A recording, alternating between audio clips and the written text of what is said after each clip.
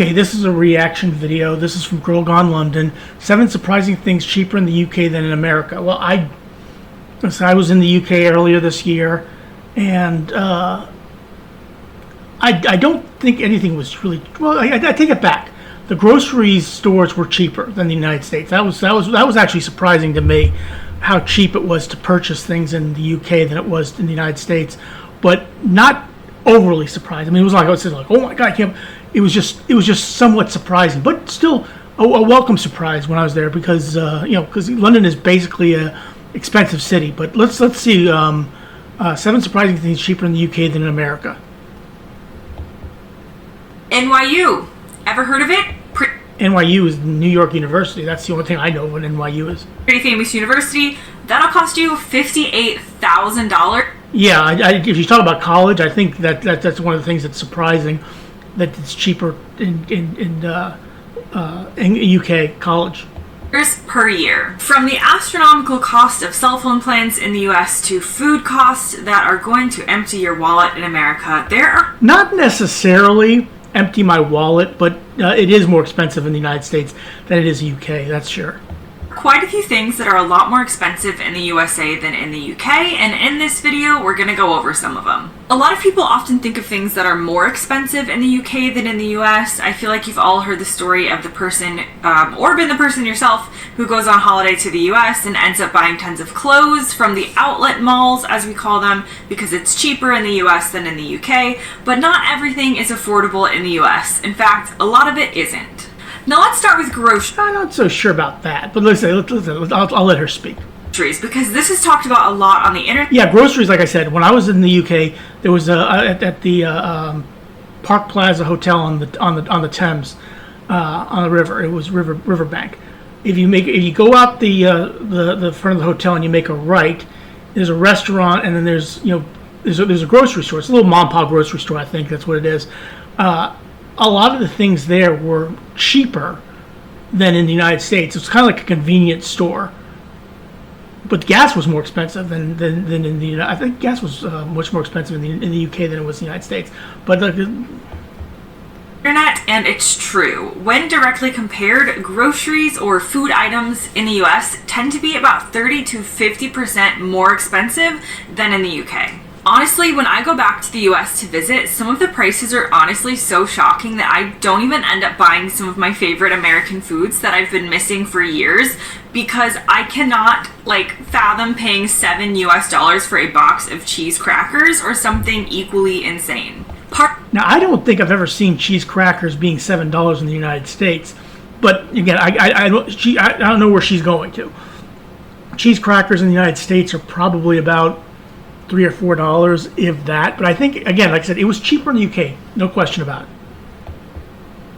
Part of this has to do with competition. So the US has quite a lack of competition in the supermarket and grocery space, unlike in the UK where the market is saturated and there are plenty of options. Stores like Aldi that are cheaper are making inroads in the US, but this is only in recent years. It was a big deal when an Aldi came to my local town a few years ago, as before then we only had about 2 options for grocery stores. Whereas in the UK, I can easily think of how to get to the local Waitrose, Morrisons, Asda, Tesco, Sainsbury's, and Co-op, at least, probably more, from my house. Number 2. It was cheaper in the UK, but it wasn't as expensive as what she's saying it is. But again, like I said, I don't know where she's coming from. If she's talking about Florida, again, I mean, they have Publix, they have Walmarts, they have Target. They have a bunch of they have more than a few grocery stores, but but again, I don't know where she's coming from. 2 is mobile phone plans. So another absolutely shocking difference when you really get down to the numbers between UK and USA prices is cell phone plans or mobile phone plans. My plan here in the UK costs about £10 a month, and honestly I don't even know the amount of data in minutes because there is so much of it that I would never run out, so I don't even think about it. Yeah, that is cheaper, definitely cheaper than the United States. The United States does have competition in there, but it's more expensive in the United States. I'm on my phone a lot, so that's £10 per month. In the US, per person, They call the 50 US dollar phone plans the cheaper options, and most people tend to be paying anywhere from like $75 to $100 at least per month for their cell phone plan. Again, this comes down to lack of competition for one thing. So No, there is competition. It's just expensive competition. compared to the UK, the USA just doesn't have as many providers, thus they can up their prices. It also does cost more to serve the larger geographical area in the US, which has a less densely populated population, a less densely populated country. Well, I mean, yeah, I mean, if you look England, you know, even in like I said, I was in London, but I also went to Bath, and Bath was densely populated. But yeah, but it's not as big a country as the United States. In fact, Lost in the Pond did how big England is compared to the United States. So I guess that might have something to do with it. Then in the UK, making prices higher yet again. The next thing on my list is kind of a fun one, but that's Broadway versus the West End ticket.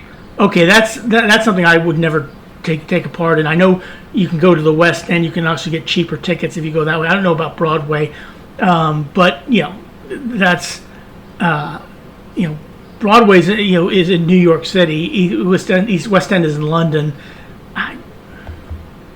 So it's kind of more niche, but tickets for the West End are usually a lot cheaper than Broadway in New York City for the same. Well, there's a reason for New York City being more expensive. New York City is an expensive city. In fact, it's probably more expensive than London, to be honest with you. And I'm not going to get into the politics of that, because it's going to get a lot more expensive, whoever's the next mayor of New York City, but I'm not going to get into that. Quality of show. The West End has some of the best theater in the whole world, and yet the ticket prices for the absolute best seats in the West End are typically the prices for some of the cheapest and pretty bad seats on Broadway. When visitors come to the UK to see me, they are always surprised at how many shows they can fit in on their budget, because you can get some tickets in the West End for as low as like £20 if you're willing to have a restricted view. And I saw this post, which made me laugh, and it was titled, "Is American theater expensive, or am I just poor?" So yeah, you're not imagining it. American theater is typically very expensive, and you get more. Now, that's Broadway she's talking about there, not talking about, like, say, where I'm in Columbus, Ohio, the Ohio Theater, where you get cheap seats there too, which are pretty good. But again, Broadway is something that is well known worldwide. Columbus Theater is not really well known. More for your money for West End shows. Next up is healthcare. Everybody knows healthcare is much more expensive in the US than in the UK. Well, again, and this is something that I've talked about as well, is that healthcare, everything is paid for in the UK. That's where you have it. Okay, so it's unpaid for by the taxes, by taxpayer money. It's really what it's called. United States, it's paid for by your health insurance. And health insurance is not that expensive in the United States. It really isn't. I don't care what she says. It's not as expensive as you think it is. Because in the UK, technically, as long as you use the NHS as a UK citizen, you pay nothing. You pay through your taxes, yes, if you are tax paying, but you don't get a bill at the end of a hospital stay, a doctor visit, or, giving birth to a... And look, and when last time I had surgery, I got bills, about 4 or 5 bills that I had to pay, but they weren't astronomical. Okay, they were about, I don't know, $10, $15 bills. That's what they were. I think the highest one was $15. That's all I had. We're not talking about $100, $200, $300 bills. A child. In the US, the average cost before insurance of giving birth is around $20,000, depending on potential complications. That can be reduced to around $3,000 or $4,000 with insurance, but then you're also paying for health insurance. The average annual cost of health insurance in the US is around $7,000 US for an individual, and $20,000 US for a family per. That's per year, so you're not paying it all in one fell swoop. You're probably paying about $22, $25 a week. That's what I was paying for my health insurance on my job, $22, $23 per month. Per paycheck, sorry. That's what it was. That's nothing. Year. This came up in my video about UK versus USA ambulances. The thought of that is something that which I agree with the UK on, is because she's about to say is that if I had needed an ambulance to get, I would have gotten a bill for that ambulance, even though it probably would have health insurance would have helped me out on that, but maybe not have. But USA, you would have gotten a bill for using the ambulance. That is something that, again, I don't agree with at all, and I agree with her on this one. Needing to pay for an ambulance in the UK doesn't cross most people's minds. If you have a heart attack and need to be transported to the hospital, you're not going to get a bill for the service. But in the UK, you are, typically to the tune of... I think she meant to say the US you are, not the UK. ...of a few $1,000s. This is definitely one of the more serious items on my list as the... And also keep in mind, in the United States, if you can't afford it, okay, the doctors will provide the service anyway. Okay, it just because if you can, you can. If you can't, and you don't know how to have the money, you don't have the ability to, they will provide the service for you. Okay, doctors get paid, and that's how it works. But in the United States, if you're destitute, poor, do not have enough money to cover it, they will provide the service for you. The cost of healthcare in the U.S. Can completely bankrupt families or individuals through no fault of their own. There are many things that you can't control in life, even if you are the healthiest and you exercise daily and you're in picture-perfect health. Look, my sister had that problem. She, a couple of years ago, it was last year, she was running a marathon. She'd run marathons, I don't know, probably about 75, 80 marathons in her life. She ran the New York City Marathon once. She's run the Boston Marathon twice. And she was in Akron, and she had a heart attack. She's in much better shape than I am. She had a heart attack, and she was lucky she had it where she had it, because the people there provide CPR. They've had an ambulance, took her to the hospital, got it taken care of. Sometimes life has other plans, and it's terrifying for many Americans who end up with so much healthcare debt. This isn't a fear in the UK. Next is car insurance. Car insurance estimates in the UK yearly are obviously... Now, if you're talking about London, I don't think you have very much car insurance. But in the United States, I have USAA. And I think it's about $600 a year total. And that's, two installments of $300 each. Based on the age that you are, the car you drive, where you live, where you keep the car, if you're a good driver like some people or a bad driver like me. But typically you're looking at around 400 to 800 pounds per year, which seems a lot to Brits as car insurance prices have been rising. Yeah, because like I said, I just said about $600 a year. That's two installments of $300 each. That is cheaper than what she's talking about in the UK, but Americans are typically paying a lot more. The average cost of US car insurance is over $2,000 US. Again, not even close to what I'm paying. Okay, not saying she's wrong. Okay, but not even close to what I'm paying per year. There was another funny exchange I found online when a British person commented that they had met a young person, they were a male, who was driving a sports car, an American, and this person told the British person that their car insurance costs around $300. So the British person was amazed. They were posting online going, how can it be this cheap?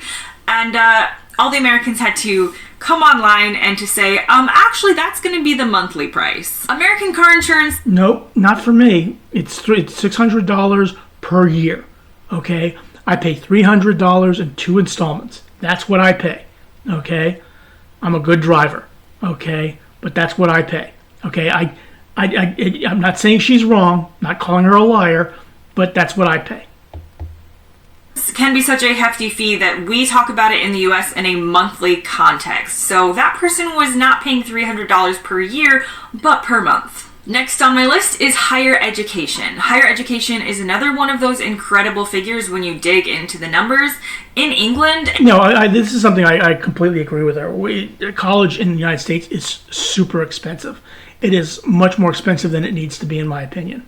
A university can charge a home student a maximum of £9,250 per year, which is about 13,000 US dollars, which again, I know there's been lots of reporting in the UK that people, or in England rather, that people find it as very expensive. The costs are rising and it seems an astronomical cost. It's certainly not cheap. I mean, it's like £10,000 per year.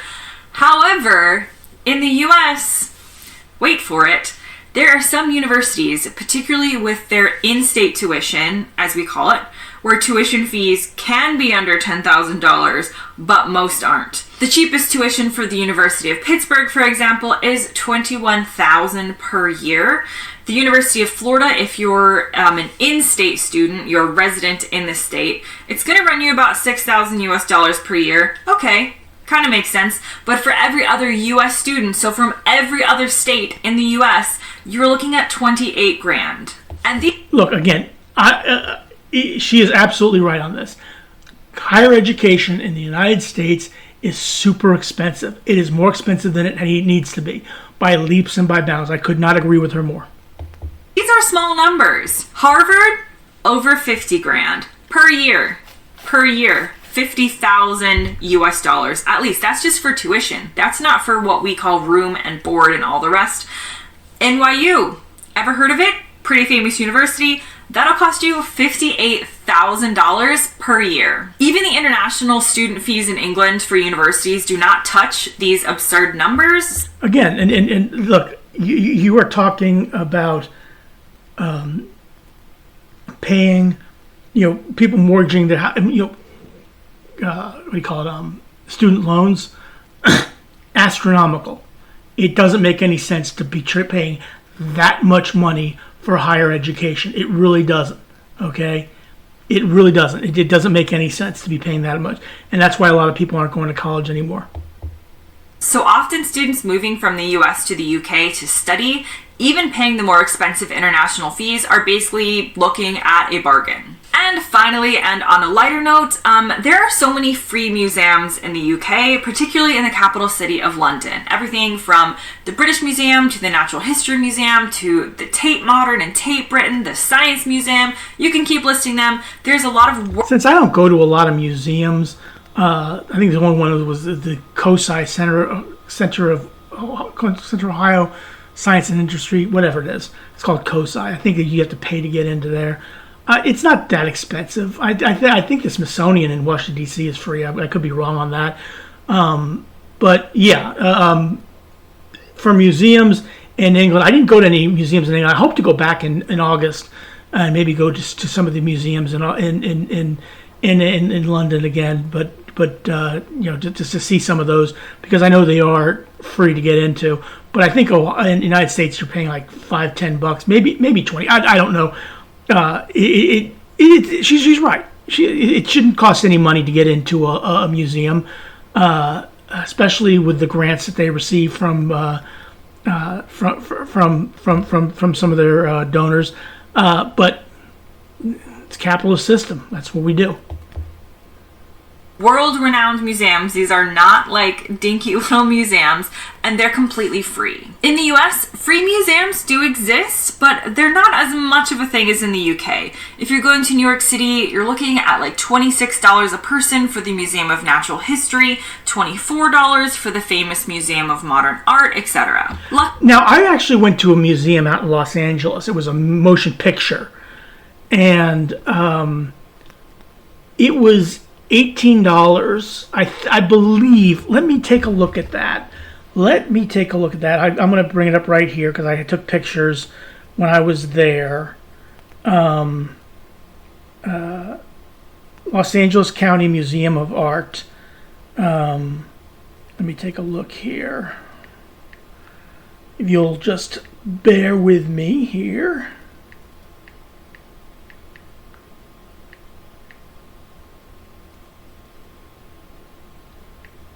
All right.